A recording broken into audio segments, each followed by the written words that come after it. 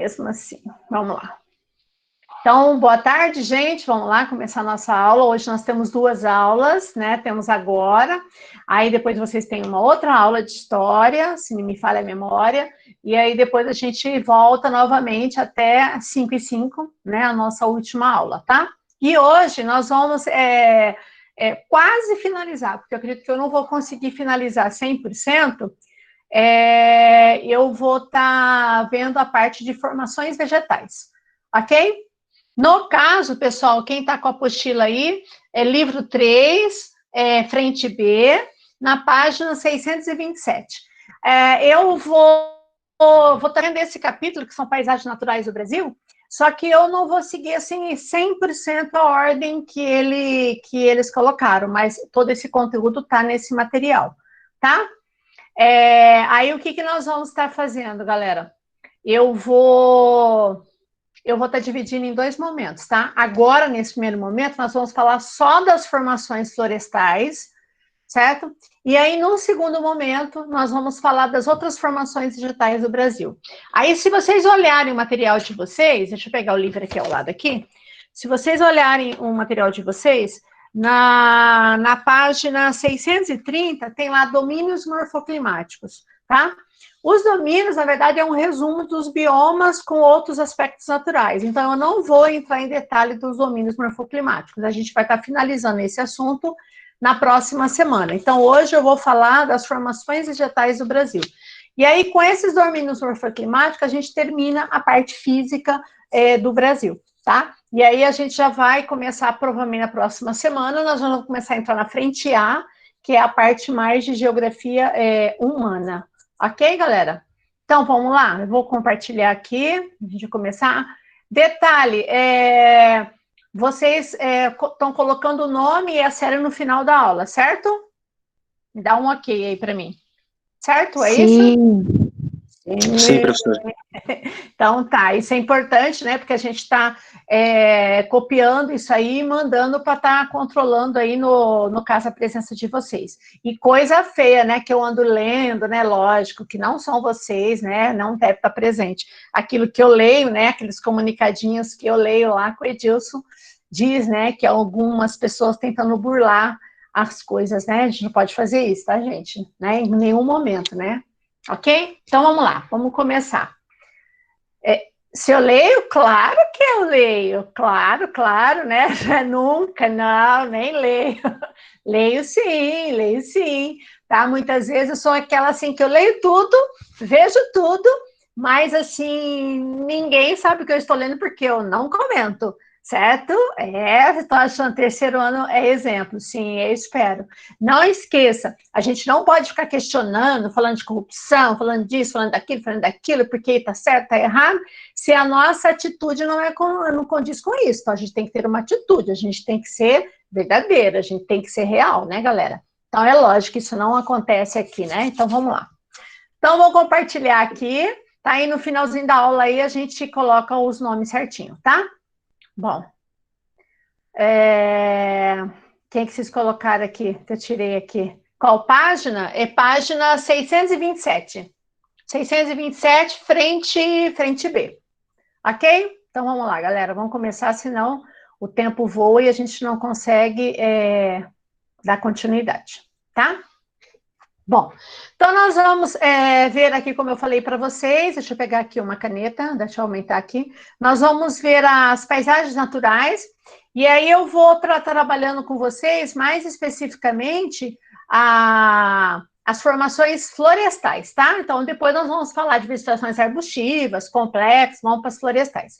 Só que antes da gente começar a falar, eu vou dar uma geral sobre os principais biomas do Brasil. Esse mapa não é 100% idêntico igual ao seu, porque o mapa da tua apostila, ele destacou, assim, os principais biomas, mas algumas formações ele não citou. Como eu vou estar falando dele, eu resolvi colocar aqui, tá? Então, primeira coisa importante, que eu já cansei de falar isso para vocês e volto a repetir. Quando você estuda vegetação, você sempre tem que saber localizar no mapa aonde está esse bioma. Sempre você relacione a vegetação com o clima predominante do lugar. Porque a vegetação, ela vai ser reflexo do clima do lugar, nós já vimos isso, é um fator fundamental, que vai ser a luminosidade, a pluviosidade, é lógico que o solo interfere, mas o clima é o elemento que basicamente vai definir a vegetação, tá? Por isso que você nunca estuda vegetação antes de você estudar clima, porque é depois que você tem uma noção climática, né, do mundo e do Brasil, que a gente começa a falar dos biomas ou das principais formações naturais, tá? Então, aqui na apostila, eu tenho aqui todas as formações presentes aqui no Brasil, né? Então, nós temos a Mata Atlântica, certo? Aí, falando das formações florestais, a Mata Atlântica é toda essa arinha aqui, né, que tá... aqui na legenda, depois que eu coloquei, que eu vi, tá? A legenda tá trocada, tá, gente? Essa legenda com essa, ó. Tá vendo? Ó, essa legenda aqui tá trocada com essa, ó, ok? Na verdade, o escuro aqui, ó, bem escuro são os manguezais Restinga, e o mais claro aqui nesse tom do verde mais claro é a Mata Atlântica. Depois que já estava aqui que eu acabei vendo, tá? Mas vai ficar assim mesmo. Aí eu tenho a floresta amazônica, né? A grande floresta que a gente vai estar falando, né? Então eu teria a Mata Atlântica e a floresta amazônica. Eu teria a mata de araucária, que nós vamos estar falando também hoje aqui no sul, tá? E aí depois nós temos a mata dos cocais, que aqui na apostila de vocês ele coloca, mas ele não mostra no mapa, né, que seria essa areazinha aqui, ó, que está em azul, que é uma vegetação de transição, tá? Então, na verdade, nós temos 4 grandes formações florestais: a Mata Atlântica, a Floresta Amazônica, a Mata de Araucária e a Mata dos Cocais, tá? Como eu achei que não ia dar tempo de eu falar de todas as formações florestais hoje, tá? Porque a Floresta Amazônica tem subdivisões, eu coloquei a Mata dos Cocais no outro slide, tá ok? Na nossa segunda aula. Bom, então essas seriam as formações florestais. Ou vegetação arbórea, né? Arbórea vem de árvore, tá? Árvore de grande porte. Aí nós temos as vegetações que são predominantemente arbustivas, que eu teria a caatinga, que é aqui, um bioma exclusivamente brasileiro. Eu tenho também o cerrado, que é toda essa parte central aqui, o nosso cerrado ou a nossa savana brasileira, tá? Essas aqui seriam as 2 grandes formações arbustivas, predominantemente arbustivas, tá? Aí nós temos a vegetação herbácea, que seriam os campos, e aqui ele coloca como os pampas, que pode ser chamado de pampas, pradarias ou campos limpos, que seria aqui no sul do Rio Grande do Sul, e esses campozinhos aqui, tá? Em algumas areazinhas. Vegetação herbácea, de gramíneas, vegetação rasteira. E aí temos as vegetações complexas, né, que é aquele bioma que você acaba tendo todas as formações no mesmo lugar, que aí eu teria o complexo pantanal, aqui nós vamos estar falando, e também os manguezais. Então, o complexo pantanal e manguezais, no caso aqui, e os mangues no litoral, ele é considerado uma vegetação complexa, tá? Então, nós vamos começar a falar das formações florestais. Então, primeira coisa, várias coisas que eu já expliquei quando eu falei de florestas tropicais e tal, vai funcionar já mais ou menos aqui, tá? Então, primeiro, floresta amazônica, olha bem o lugar, né? Você sempre tem que situar, tá? Então, tanto é que você está com a tua apostila aí, tem dúvida, procura no mapinha onde está localizado, tá? Então, no caso, você tem a floresta amazônica, que ela vai ocupar toda a região da Amazônia. Perceba que a floresta amazônica, falando naturalmente, ela extrapola a região norte, ó, ela pega Mato Grosso, ela pega áreas do Maranhão, né? Mas aqui já é Tocantins, e aí pega toda a região praticamente da região norte, conhecida como Amazônia.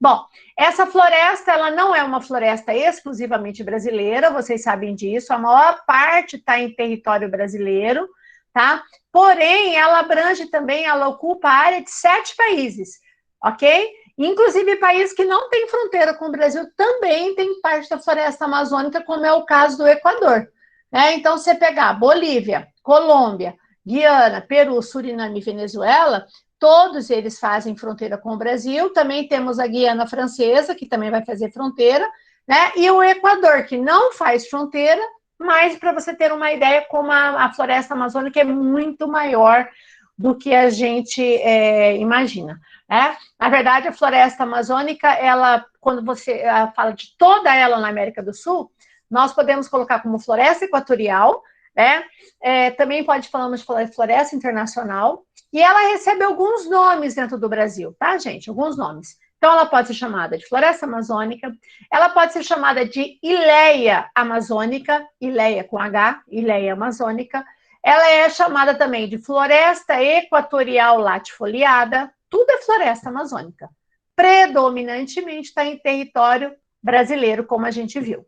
Características básicas. Bom, então, primeiro, vocês sabem que a região da Amazônia eu tenho predominantemente o clima chamado equatorial. Como é o clima equatorial, é um clima que vocês devem estar lembrados, um clima quente e chuvoso o ano inteiro. Então, é uma vegetação, como você olha aqui, ó, uma vegetação extremamente exuberante, uma vegetação extremamente densa, sempre verde, característica de uma região quente e bastante úmida. Aqui tem um exemplo de um rio, né, uma característica marcante dos rios da Amazônia, que faz essas curvas, chamado meandros, são rios meândricos, que vai fazendo essas curvas, são sinuosos, como a gente diz.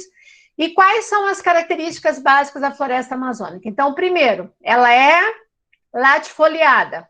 Nós já vimos que foliada é folha, late é larga. O que significa? Folhas largas, certo? Como eu já falei para vocês,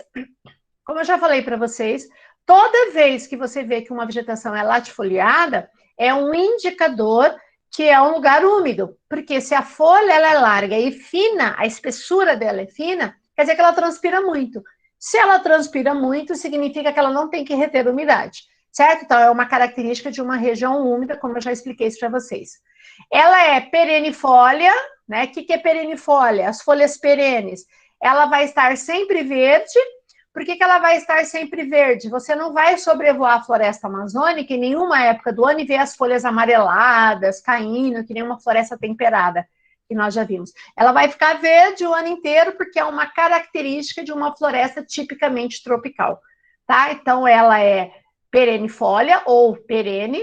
Ela é heterogênea, né? Também nós já vimos que ela é composta de diversas espécies, não só da fauna como da flora. Hoje é considerada a maior floresta tropical em biodiversidade. Na verdade, entre as florestas é a maior em biodiversidade. Ela é densa, ela é fechada, só você olhar, visualizar aqui, né? Olha só, a gente não consegue praticamente ver o solo, certo? Então, é uma vegetação extremamente fechada. E como eu falei para vocês, ela também pode ser chamada de vegetação ombrófila. O que é uma vegetação ombrófila? Como ela é muito fechada, a copa ela entrelaça de tal maneira as grandes espécies que ela impede a luminosidade penetrar. Então, as espécies que aparecem nas regiões mais baixas, aqui abaixo dessas grandes florestas aqui, ela acaba sendo adaptada a um ambiente úmido e sombreado, tá? Então, uma vegetação ombrófila, adaptada a um ambiente sombreado. Também é uma vegetação higrófila, não hidró com B, nós já vimos isso, é higrófila, ou seja, ela é adaptada a um ambiente úmido.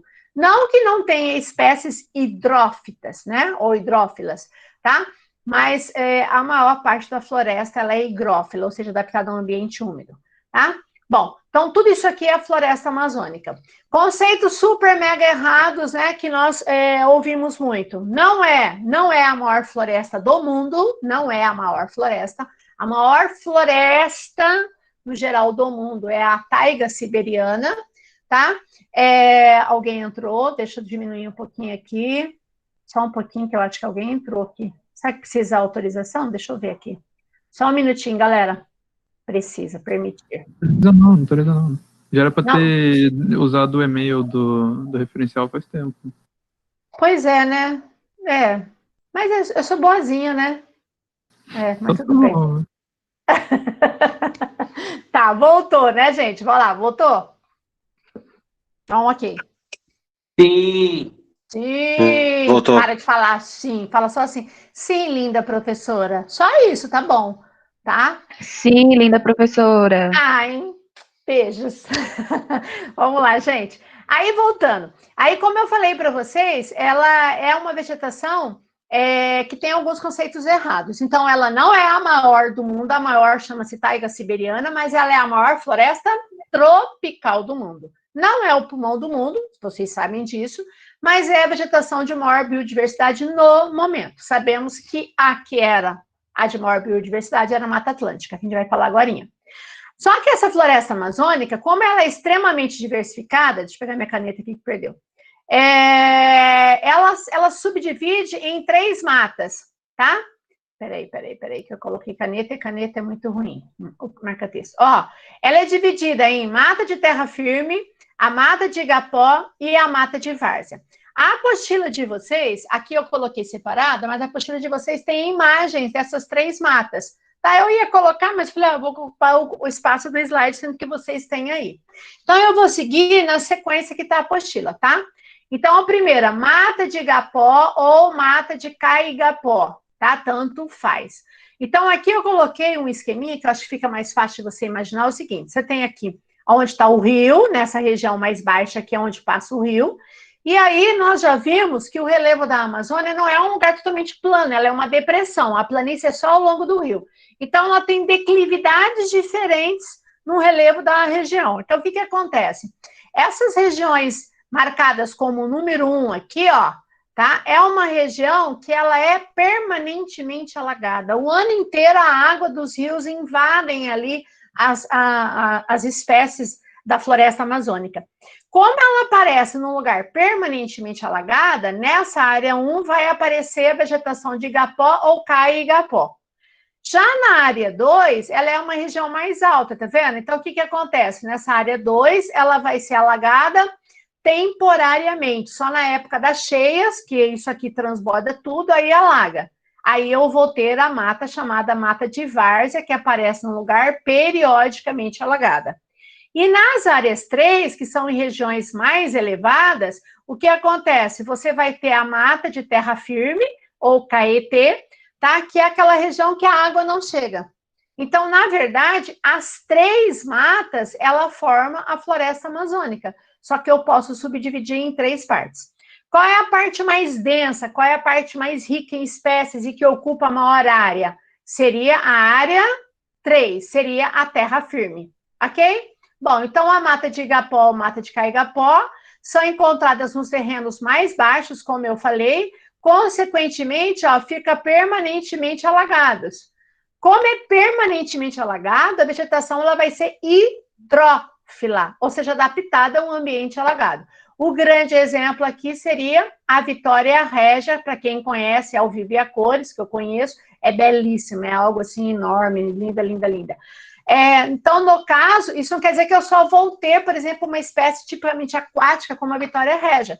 Você pode ter árvores que pode chegar até 20 metros de altura. Como se vocês olharem nas imagens, existem árvores ali na região, mas a maior parte de menor porte, até mesmo, né, porque olha só, a ramificação é baixa, porque é um lugar alagado, né, o solo acaba não favorecendo, tá? Mas essa é a famosa floresta de igapó.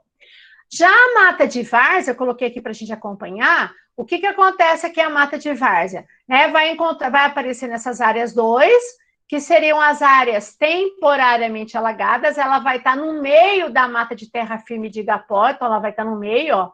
Então ela acaba sendo meio que uma transição de uma área mais úmida, ou mais alagada, de uma área mais úmida. Nessa região aqui, ó, o que ele coloca? Ó, a composição varia de acordo com a maior ou menor profundidade do rio, tá? Mas encontra-se também mata de várzea, árvores de grande porte, como a seringueira, a famosa seringueira, que é a tradicional, né, que se extrai, no caso, o látex. Gente, a seringueira, na época das grandes cheias, ela fica muitas vezes até boa parte do tronco dela coberto pela água, alaga tudo. E ela é adaptada a ficar num período alagada, sobrevive tranquilamente, tá? Aí tem outras espécies, como palmeiras e jatobá. A mata de terra firme, que o nome já diz, ela vai ser uma vegetação que vai aparecer num lugar de terra firme, ou seja, numa área alta que não é alagada. Vai ser na terra firme, nessas áreas 3 aqui que eu coloquei no esqueminha, que vai aparecer as árvores de maior porte, vai ser aquela parte mais diversificada, as árvores maiores, onde aqui a grande referência é a castanheira do Pará, a castanha do Pará, né, que extrai aí, no caso, a famosa castanha, tá? O caucho também, que é uma espécie que você pode retirar também o látex, tá? E espécie, gente, que olha só, de 60 a 65 metros de altura, tá? Eu não me recordo agora, podia ter colocado até a foto para vocês, como que eu esqueci da foto, né? De uma foto quando eu fui no Acre, o ano passado, e eu fui dentro de uma área de reserva da floresta amazônica, e a gente se deu, dentro da reserva, nós entramos dentro de uma área que tem a chamada, que ele chama de árvore mãe das mães, né? Imensa, imensa. Eu, que já não tenho uma altura tão privilegiada, né, que a gente disfarça com o uso de um pequeno salto, tô sentindo uma saudade dos meus saltos, vocês não têm noção, não aguento mais andar de chinelo em casa. Ontem eu saí um pouquinho, que eu tinha que ir ao mercado, eu coloquei um salto, falei, eu tenho que pôr um salto. Mas, voltando, eu que não tenho uma altura privilegiada, cara, eu não chegava na altura média da raiz que ela cria para fora, né, que chama de sapopemba. É uma coisa, assim, imensa, você olha de longe, você vê a copa da árvore, né, por isso que ela chama de mãe de todas as mães, e ela acaba absorvendo e tendo uma grande quantidade de água no seu entorno, então ela acaba favorecendo a formação de várias espécies na região. Então, a floresta amazônica, pessoal, essa parte de terra firme, quanto mais você adentra, quanto mais você vai para o interior da floresta, mais distancia do rio, mais diversificada, mais densa ela passa a ser, né, e mais automaticamente fechada. Por isso que, como eu falei para vocês, em certos locais a copa dessa árvore se junta, barra a passagem de luz, tornando o interior da floresta escuro, mal ventilado e úmido, né? Que aí vai aparecer as espécies chamadas ombrófilas, que vai ser justamente adaptada a esse ambiente úmido, mas um ambiente sombreado, ok? Então, floresta amazônica se subdivide em mata de igapó, mata de várzea e mata de terra firme, ou caetê, ok? Bom, aí eu coloquei esse mapa aqui, esse mapa, de maneira geral eu falei, porque a apostila comenta, tá? De uma forma sucinta. Desmatamento da floresta amazônica. Perceba que toda essa área em verde é a área da vegetação original. E essa área aqui, tá? Se não me falha a memória, já esqueci de colocar a data aqui. Não me recordo desse ano aqui, acho que 2017, 18, se não me engano, esse mapa. E o que acontece? Toda essa área que está pintada em amarela são as áreas da floresta que já foram desmatadas. Perceba que o desmatamento ele está acontecendo assim, ó. Se você pegar aqui, deixa eu mudar a cor, é o que a gente chama de arco de desmatamento. Ele forma um arco aqui, assim, ó, certo? E o desmatamento ele está vindo ou aqui dessa região do Maranhão, tá? Ou ela está vindo da região aqui do Tocantins, que também tem parte, né? Mas o Tocantins é muito formado por área de cerrado, e principalmente do Centro-Oeste, aqui, ó, pegando aqui a região do Mato Grosso. Esse rio aqui, ó, é o Rio Xingu, tá? E aqui é o estado de Rondônia.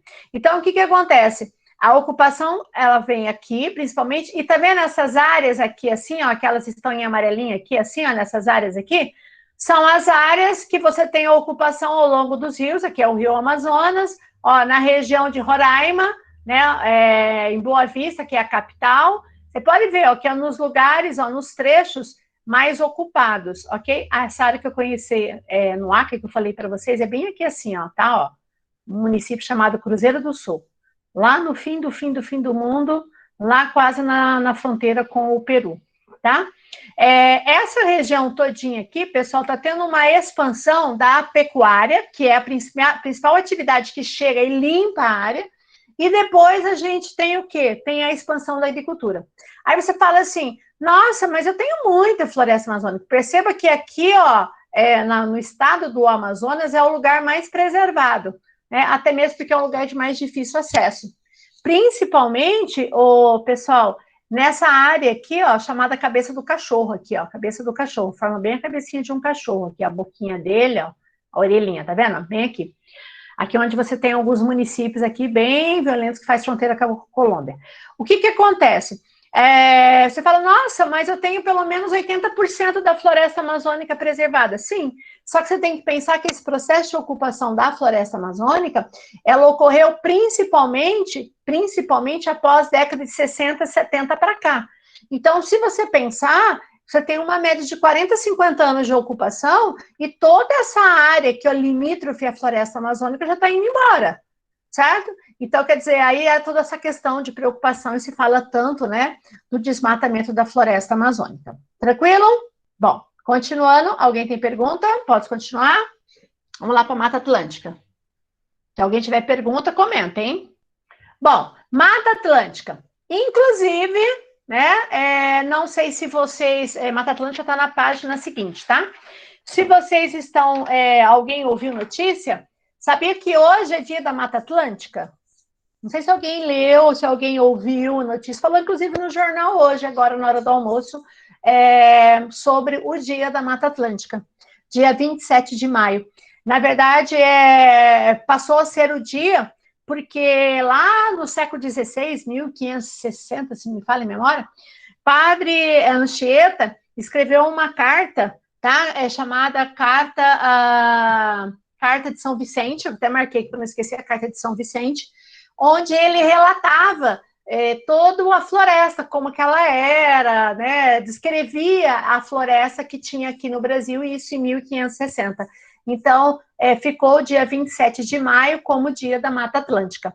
E aí, hoje, foi até colocado que, se você pegar dados de 2018 a 2019, houve um aumento de cerca de 27% do desmatamento das áreas presentes da Mata Atlântica. Quer dizer, já tem quase nada, a gente vai ver agora, e ainda, né, de 2018 para 2019, pelo menos 27% das áreas de reserva da Mata Atlântica foram desmatadas, principalmente no estado de Minas Gerais, tá? Bom, Mata Atlântica... Professora. Oi, amor, fala. Por que o solo da Amazônia não é considerado um solo pobre? Na verdade, não é que ele é um solo pobre. Ele é um solo rico em nutrientes, mas por que as pessoas falam que ele é pobre e problemático? É que a fertilidade dele é muito superficial, entendeu? Então, a fertilidade, a parte de matéria orgânica, de humus, que dá os nutrientes e dá fertilidade ao solo, ele está nas camadas mais superficiais, ele não está em camadas muito profundas. E quem dá essa fertilidade é a própria floresta, né? Próprias espécies que caem, que apodrecem as folhas, né? Que, vamos dizer assim, devolvem ao solo o nutriente que a floresta tirou, né? Então, é um solo, de maneira geral, profundo, porque é um latossolo, é um lugar que chove muito, mas a fertilidade é muito boa, é muito fértil, porém é uma fertilidade superficial. Aí, se você desmatar essa região, você rompe o equilíbrio. Então, se você não tiver cuidado, em pouco tempo você degrada o solo, porque você deixa um solo muito exposto e aí essa fertilidade vai embora, entendeu? Fora que é um solo muito sujeito à erosão e à lixiviação, porque é um lugar que chove muito. Entendeu, amor? Então, a gente pode falar que é possível que a Amazônia, se ela continuar no ritmo de desmatamento, ela pode virar um deserto? O deserto é aquela expressão de um lugar mais seco. O que se fala é que se você retirar a floresta, o que pode acontecer é o que a gente chama de processo de savanização. O que é o processo de savanização? As espécies que precisam daquele tipo de solo, porque isso vai interferir na chuva. Se você interfere na floresta, você com certeza vai interferir na umidade, na formação de chuva, nos rios voadores, você vai interferir em tudo. Então, aquelas espécies que estão habituadas e adaptadas a esse ambiente, talvez não sobrevivam a longo prazo. Então, muitos especialistas falam que se eu mudar todo o ambiente da floresta, a gente vai ter um processo de savanização, ou seja, só resiste aquela vegetação adaptada a um solo mais pobre, a um lugar mais seco, né? Mas desertificação não seria muito provável que é um lugar. Talvez poderia ter o problema da arenização, que eu não sei se vocês lembram da diferença. Arenização é quando você forma um solo arenoso, porém é um lugar que continua chovendo. A desertificação, você forma um solo arenoso, mas num lugar que o clima já é mais seco, como é no caso do sertão do Nordeste. Ok? Obrigada, professora. Nada, amor. Então, ó, Mata Atlântica, então é uma mata que a gente viu aqui no início da aula, aqui no slide, ó. Pegava, gente, ó, desde o Rio Grande do Norte, ó, todo o litoral até o Rio Grande do Sul e adentrava a região sudeste, inclusive aqui no Mato Grosso do Sul. A região da Serra da Bodoquena, que hoje é uma reserva, o Parque Nacional da Serra da Bodoquena, é para preservar o pouco que sobrou da Mata Atlântica na região central. Só que no interior a gente não chama de Mata Atlântica, a gente chama de Mata Tropical. Então, era uma mata que estendia desde o Rio Grande do Norte até o Rio Grande do Sul, alargando na porção central do Brasil. Então, pegava Goiás, áreas de Minas, São Paulo, Mato Grosso do Sul, certa vegetação original. Essa vegetação é a mais devastada, tá? Ou pelo menos é considerado o bioma mais devastado, seguido no caso do Cerrado, tá? E como é uma vegetação que é adaptada a um ambiente quente, bastante úmido, ele tem características bem semelhantes à floresta amazônica. Olha lá, ó, ela é densa, ela é diversificada, né, heterogênea, ela está sempre verde. De vez em quando aqui, quem já viajou para o litoral e vê essas serras e essa mata, litoral do Paraná, Santa Catarina, Rio de Janeiro, São Paulo, é a Mata Atlântica, tá? Aí, muitas vezes, dependendo da época, geralmente primavera, verão, você vê algumas espécies que florescem, dá flores, né? Como o cambará da serra, tem assim, várias plantas que florescem, fica belíssima. Mas ela está sempre verde, as árvores possuem altura em média de 15 a 40 metros, certo? Mas, apesar das características serem semelhantes à floresta amazônica, as espécies são diferentes. Então, eu não vou encontrar seringueira, eu não vou encontrar castanheira, né? Eu vou encontrar outras espécies típicas, como, por exemplo, era típica o pau-brasil, tá? Conforme você vai mais para o sul, pegando, inclusive, sul de São Paulo, a Mata Atlântica, ela começa a se misturar com a Mata da Araucária, né? Que é uma vegetação angustifólia, certo? Então, é uma mistura. Quem conhece o Paraná, nas regiões serranas, já deve ter visto, que é uma mistura, parece, de araucária com mata tropical, porque vai ser justamente, se você olhar no mapa, você vai ver que começa a ter uma transição aqui, ó, aqui é a mata da araucária e aqui você tem a floresta tropical. Então, tem ambientes que ela vamos dizer assim, elas se misturam principalmente nas regiões mais altas. Bom, como eu falei para vocês, é a vegetação mais devastada, é a que mais, é o bioma mais destruído no Brasil. Aí essa foto, eu acho que esse mapa, eu acho que mostra bem. Em 1500, quando os portugueses chegaram, a estimativa é que nós tínhamos 150 milhões de hectares, tá, de mata, 100%. Aí você vê porque Padre Anchieta começou a descrever a mata.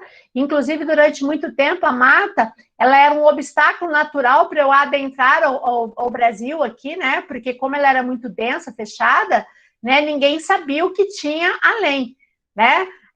Então, durante muito tempo, teve todo um temor de você extrapolar, né? Aquelas áreas mais litorâneas e adentrar para o interior do Brasil, né? Que vai ser feito muito pelos bandeirantes. Perceba que ela pegava, ó, desde o Rio Grande do Norte, olha, no Nordeste ela pega no litoral, Bahia ela aumenta bem, essa região, Espírito Santo, Rio de Janeiro, Minas Gerais, onde boa parte aqui, né, do que sobrou foi devastado, está sendo devastado. São Paulo, olha só, quem vai prestar vestibular em São Paulo, galera, tá? Presta bem atenção, sempre Mata Atlântica aparece, sempre Mata Atlântica aparece.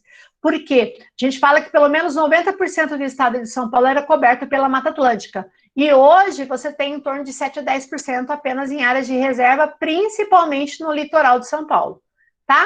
Paraná, aqui nessa região aqui, ó, você já começa a misturar aqui com a Mata da Araucária, tá?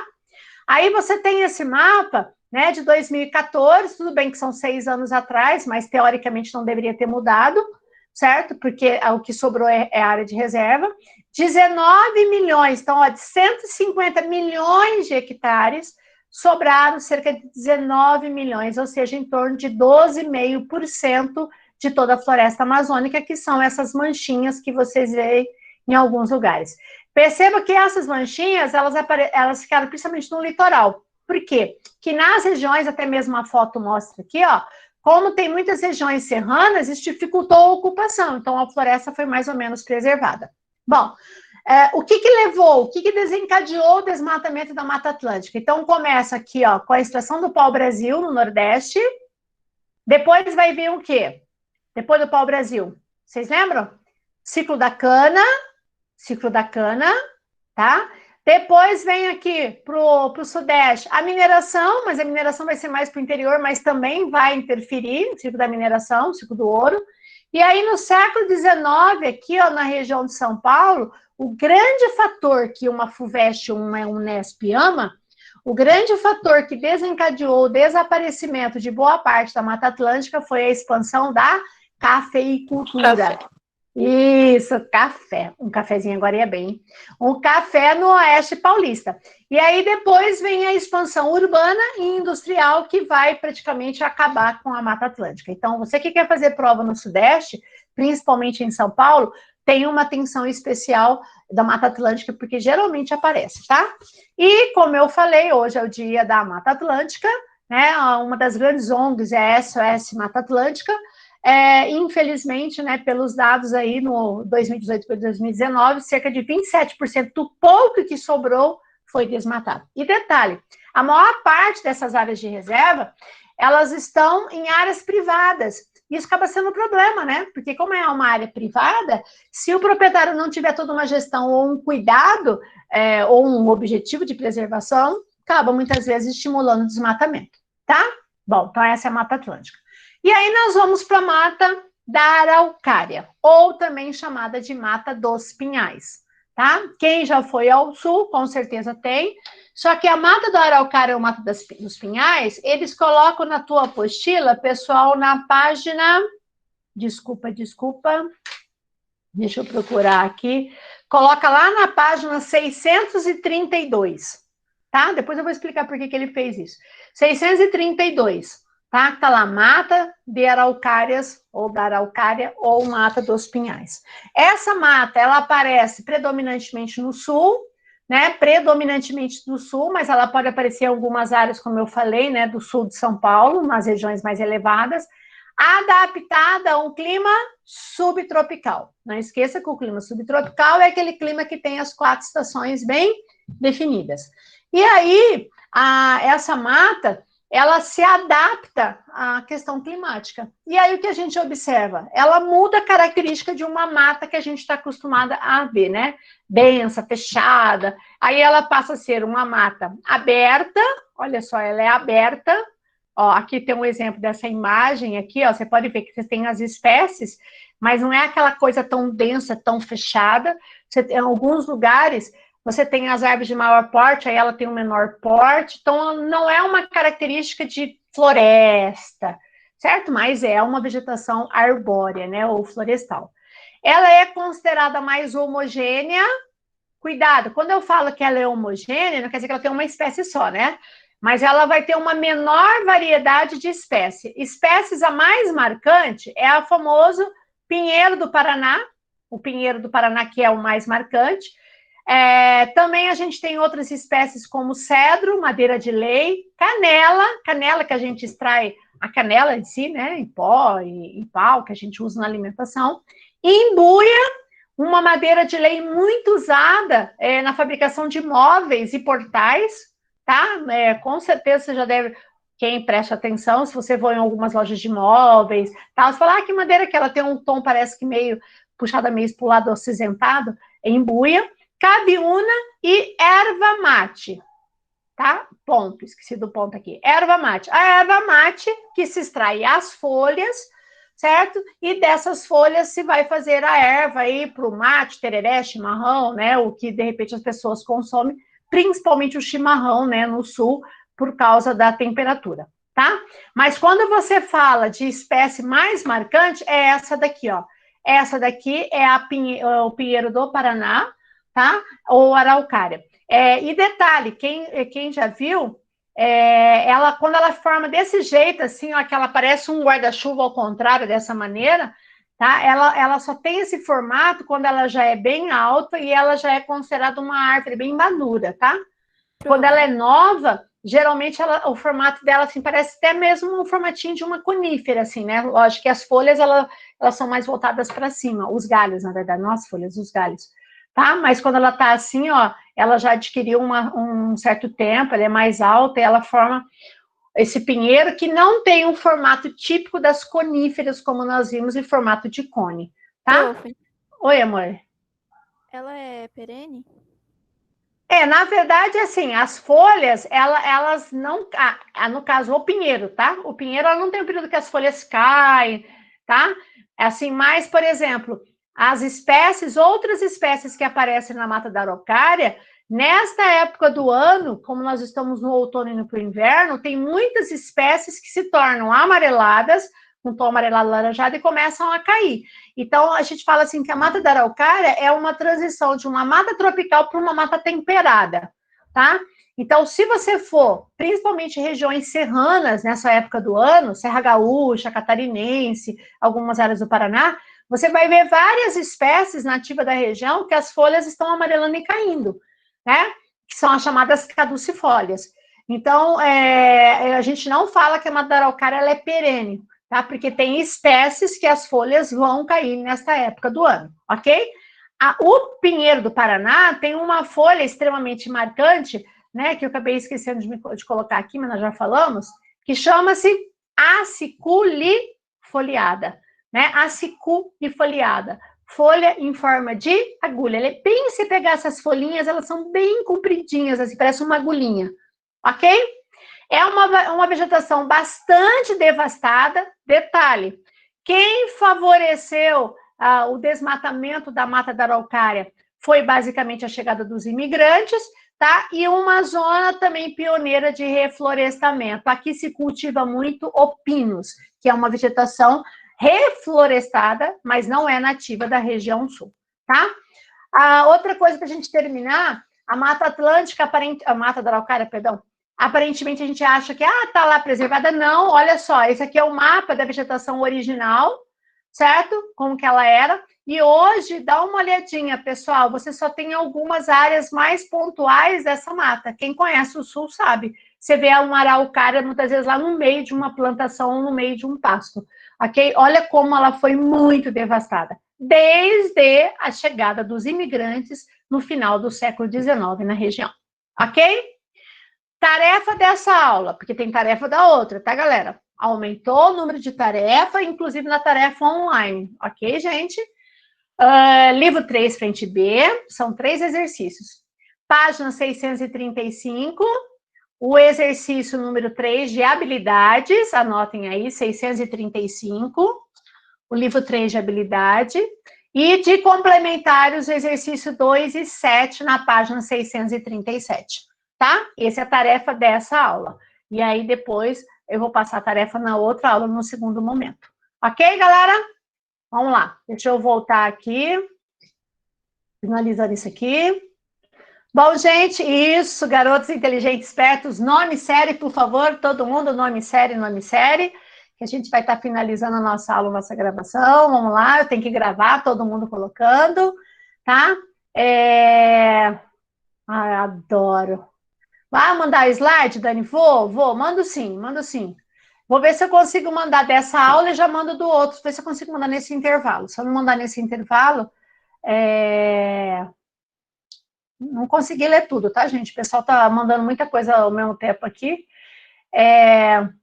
E aí, se eu não mandar dos dois agora, eu mando depois da aula, tá? Mas eu vou mandar sim. Todo mundo colocou o nome série? Todo mundo? Tá? Vamos lá, galera. Vocês têm aula agora de história, né? Que eu sei. Vamos lá, vocês podem sair na aula de história, que eu vou esperar mais alguém precisa anotar alguma coisa para a gente completar o nosso tempinho, certo? E aí a gente se vê daqui a pouquinho na próxima aula, tá? Aí nós vamos ver as outras formações da paisagem brasileira, ok? Beijo, gente. Pode ir saindo e pode ir para outra aula. E te espero, vocês, que hora? 4h20. Tá bom? Beijo, gente. Alguma dúvida? Beijo, prof. Beijo! Quem tiver dúvida, reserva já para a próxima aula, que tem bastante coisa para a gente ver. Vou esperar vocês saírem para estar finalizando. Ok? Posso perguntar? Pode, Enzo. Pode perguntar. Enzo, está ainda aí ou saiu? Enzo já saiu? Ô, prof, assim, na época da Pangeia, Existia só um clima com várias subdivisões implícitas ou tinha, tipo, vários climas quando você passava, assim? Puxa, boa pergunta, hein, Enzo? Eu falo que aluno faz a gente pensar em umas coisas assim que eu falo, tipo, cara, eu nunca pensei nisso. Bom, pela posição, né? Te juro que eu nunca vi uma coisa tão específica, tá, Enzo? Mas quem não colocou o nome, por favor, gente, coloque o nome e a série.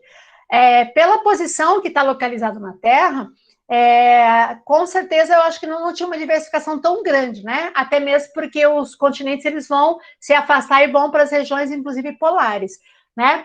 Mas eu acredito que pela posição, apesar que a Terra teve várias alterações atmosféricas, né? Eu acredito que boa parte ali tinha uma formação tipicamente tropical, porque você vê que desde a formação de origem você tem áreas de florestas. Tanto é que nós vamos ter, inclusive, fósseis, né? De espécies dessa época, como em áreas temperadas. Então, talvez a gente não teria uma diversidade tão grande, né? De espécies como nós temos hoje, de climas, perdão, mas com certeza tinha uma variedade muito grande, sim, tá, Enzo? Alguém Obrigado, mais? Pro. Nada, amore. Tchau, tchau. Beijo, tchau, até mais. Então tá. Tchau, tchau, gente, até mais. Vou desligar aqui. Beijos. Até.